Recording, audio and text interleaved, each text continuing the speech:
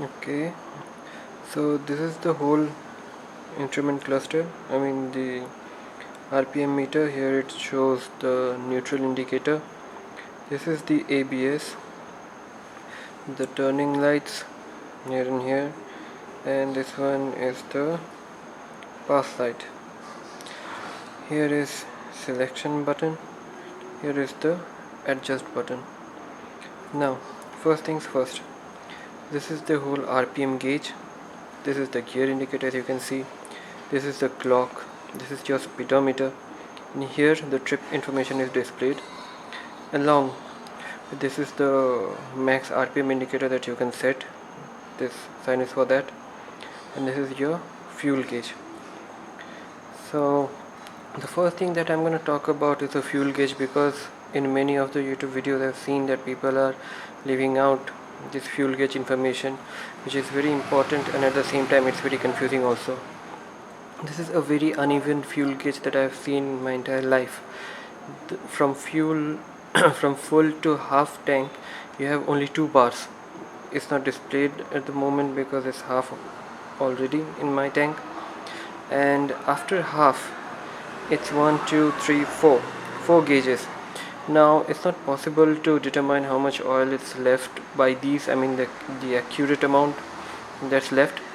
What you can rather say is that the half tank is it's a very appropriate marking, and the other most accurate indication is the last one. This one, as you can see, resembles 3 liters in your tank including the reserve. When there is only 3 liters in your tank, this gauge here starts blinking. Okay, this one does not blink, this one starts blinking. And after that, when your fuel goes down to 1.5 liters and below, this one also starts blinking. So once this gauge starts blinking, you know that there's only 3 liters remaining in your tank with the reserve.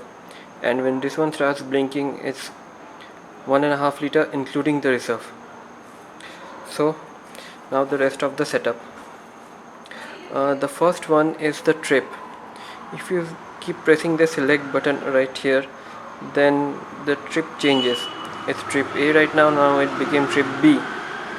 Here is the total trip. This you can't alter, this can't be altered, it stays the same. But trip A and B are adjustable. So if you want to adjust a trip, you only have to keep this adjust button pressed, and the trip goes to 0. Same over here. If I do press adjust button, I keep pressing it, then the trip will go below, the trip will go to 0 kilometers. The next thing is the RPM gauge. Now in order to set the RPM over here, you have to press and hold the select button. Once you do, you can see this RPM gauge blinking. Now you can press adjust to select the mode. Here you can set, you click again, it's blinking, you click again, it stops blinking. So it goes on. So right now I am going to set this. You press select once, you see this whole gauge lit up. That means this is the RPM that I have set. Now press the adjust button and it starts increasing with a deviation of 500 RPMs. You press again, you press again, you press again, you press again, and it starts increasing, and you can set it to anywhere you like, but the most recommended one is 7.5, that is the 7500 RPM. Now you press the select button once more and it's set. Okay, right now it's time to set up the clock. In order to set up the clock, you have to press and hold select and adjust button at the same time. Right now that's what I'm doing. I'm pressing and holding adjust and select button at the same time.